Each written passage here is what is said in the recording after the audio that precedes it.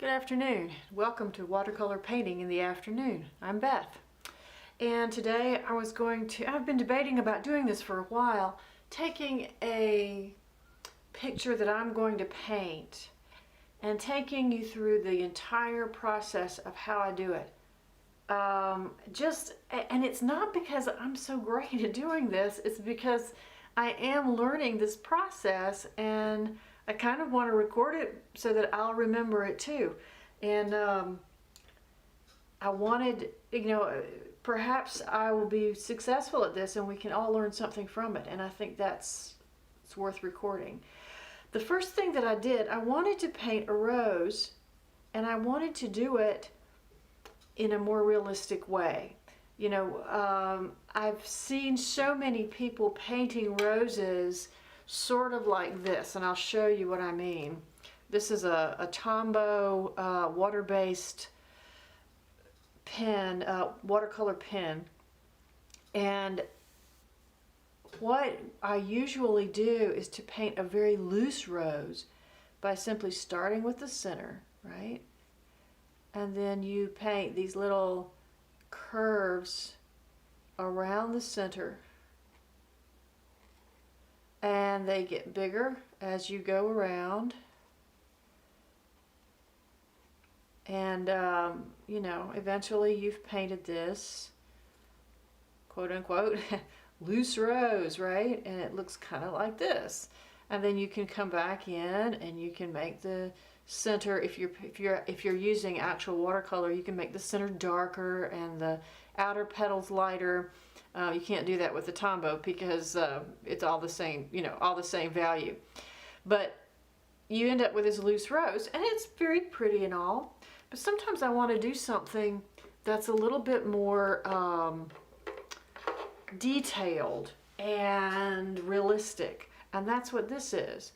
So the first thing I did was I found a picture of a rose that I wanted to paint, and I drew in the basic shapes of the petals, and then I looked at the shading, and I did a value study, and that's what you're seeing right here is a value study of the rose. So by value I mean how dark and how light different areas of the rose are. So take away all of the color from the rose. This is black and white, and you can still see that it's a rose based simply on the fact that the values are telling you that there's a shadow here, that this is a deep part of, this is a deeper part of the petal here than here. That this is where the highlights are and this is where the shadows are, and you can still see the shape of the rose. And I try to do this, learned to do this when I was watching Sarah Stokes on her Domestica course. She was doing birds, and she taught me you should, if you're serious about doing a detailed painting, do a value study first. And that value study will allow you to see where you want to put the darker color and where you want to put the lighter color. So here I've got this value study, and I know now where my shadows are going to go and where my lightest parts are going to be. And now the next step will be to fill in the color. And I think I'm going to need, at the very least, 3 different values. Now that is something I learned from Amy Ann. Now I'm sure I'm not saying her name exactly right. I believe it's this, A-I-M-I-A-N, Amy Ann. She's got a channel where she uses markers like this, a hoo-hoo marker. She's got these, she's got Copic or Copic, however you want to say it. This one, I just made a nice mark on myself. This has a fine tip or a broad tip. And you can do all kinds of pictures with this, but she showed me how to do like trees and various things with 3 values of the same color. So a light, a medium, and a dark. So you can do a tree or a flower or anything you want to do with a light, a medium, and a dark, because that's, you know, those are the basics of what you need to get the right values. I could use any color I wanted to on this rose, and if I put the shadows in right, and if I put the values in right, you'll still know it's a rose. So, step number one, do a value study of whatever it is that you're going to paint. And in my case, it's this rose. And I will bring you along for the next phase that I'm going to put this on actual paper, and I'm going to use a really good quality paper for this because it just simply responds and does better. You know, the 100% cotton paper does better. So I'm going to go ahead and splurge and use that, and I will bring you in on the next step, the next phase. So this is Arches 100% cotton, cold pressed paper, 140 pound. And I'm using the good stuff because I want the paper to help me paint. As I said earlier, or maybe I didn't say it, I don't know. Watercolor, I have learned, is made for watercolor paper. It's made, you're supposed to use cotton paper. I know how hard that is because I know how expensive it is. And I think that if you're not trying to sell your art or enter it into a contest somewhere, you don't always have to do that. You don't always have to use the expensive paper, especially if you're just playing around, which is what I'm doing a lot. But today I'm kind of not playing around. I want to find out if I can do this rose using watercolor and make it look kind of realistic. So, got my Arches paper, and I'll be right back. I'm going to tape it down. Alright, so I'm going to go ahead and copy the image onto my paper, and to be honest, I don't really know how this is going to work. This is my well, this is not actually graphite paper. I made a mistake and got carbon paper, but I still use it because I paid for it. And I'm just going to very lightly draw the outline of this rose onto my paper. I don't know whether I should do, for example, all of the places where it's shaded and all that, or if I should just do the outline. I really think I'm just going to do the outline, because I can refer back to this and see where exactly my shadows are.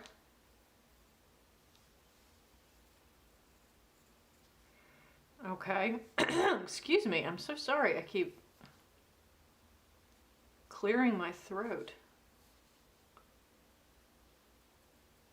There's this weird little inner part of the rose that's kind of hard to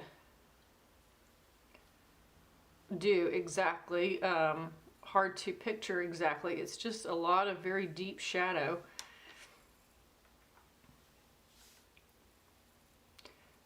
And I'm just coming around, and I'll have to look and see where I am, because I don't really have a system here, do I?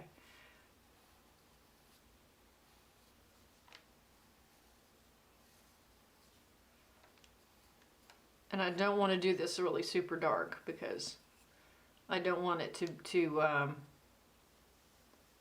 show through, and it's a little bit harder to erase if you're doing this with carbon paper. This was my mistake, my bad.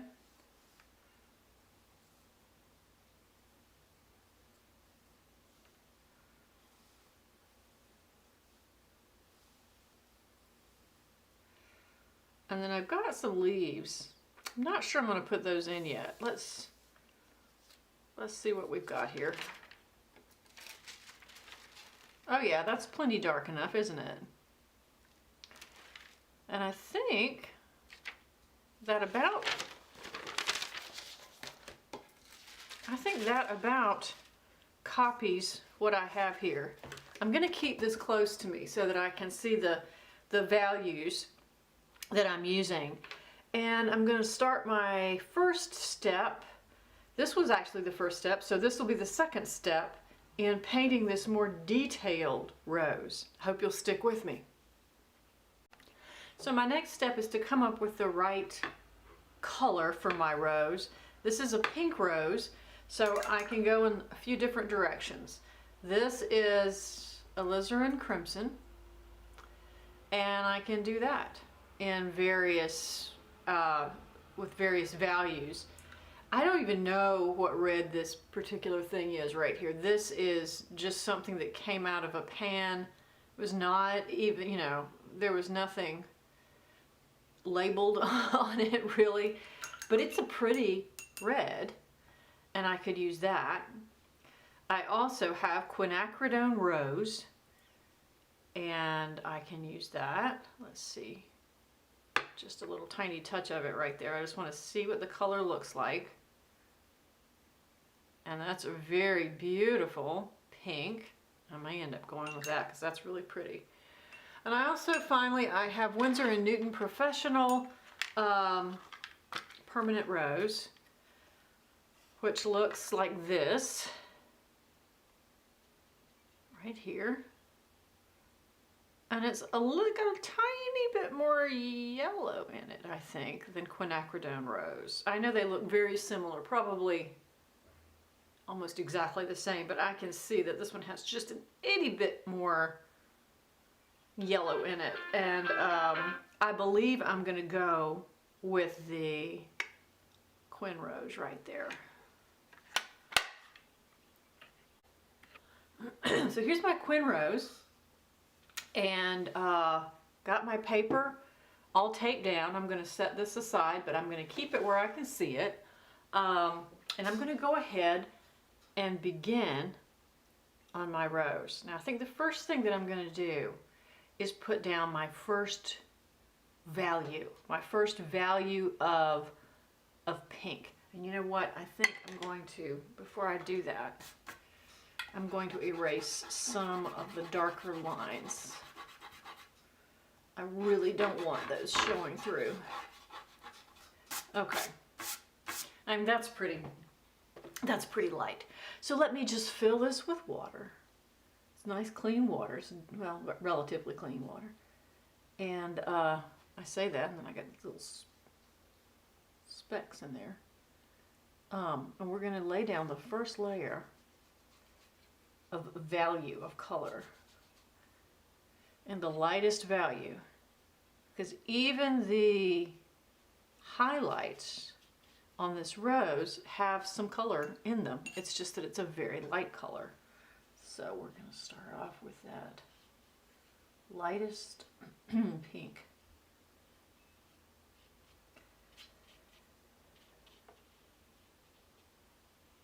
Okay.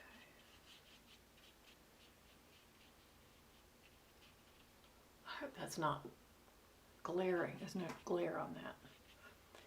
You'll notice that this paper automatically is better. I mean, I talk about it sometimes because it's so expensive, this paper, but it really is better because it doesn't buckle as quickly, and you know, just the paint. Watch the paint spread on this.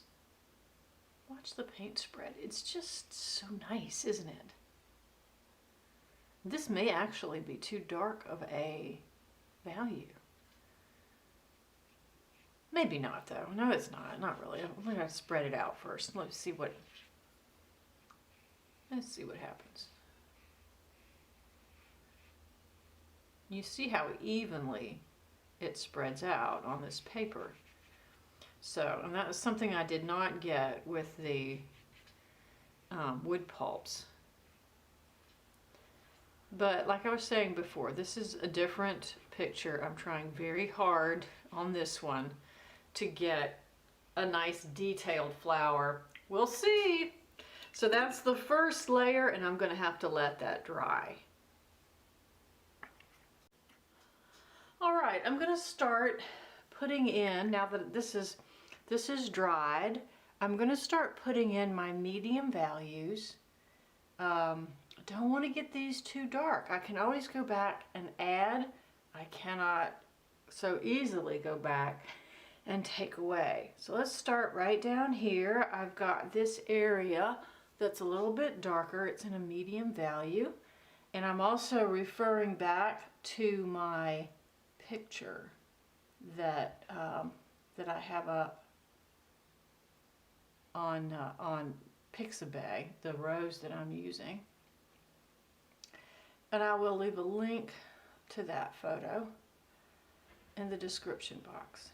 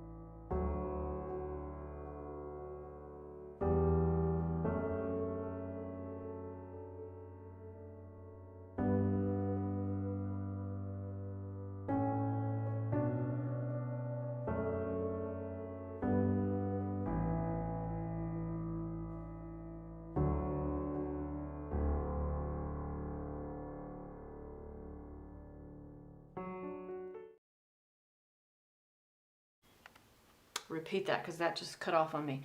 I do see that here I have a very deep shadow, and I'm going to paint that in right along the bottom of this petal. It goes deep into the rose itself, and it kind of blends out. And that's what I'm going to do with it. I'm going to blend it out.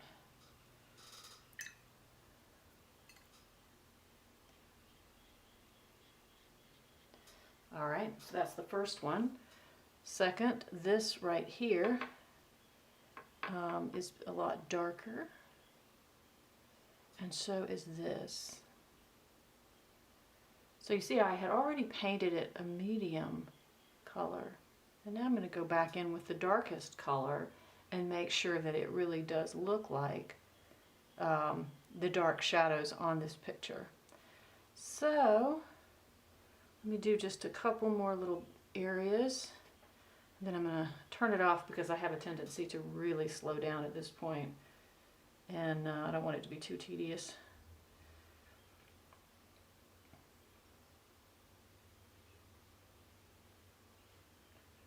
Alright, and then maybe right in here there's a deeper shadow, not terribly deep. All right, I'll come back when I've got this a little bit more under control and show you what I did. So what do you think based on these two? This value study and this rose. I tried really hard to get the same places, both dark and light, and really fill it in the right way. I think I need a lot of practice, but I think that went okay. And I'll show you the finished product because I haven't painted the leaves in. I'm a little bit afraid of painting the leaves in, to be honest with you. But maybe maybe I don't have to be, and I'm just going to go ahead and do it, and I'll show you that final product. But I hope that that helped a little bit. You know, at least three or four different shades of different values of the same color. This is all the same color, all quinacridone rose. That's all I used. So I hope that this has been helpful. I'm learning, and I'll let you know what I learn, and you know, hopefully we can learn together. Sounds fun to me. Thanks for watching, and I'll show you that final product.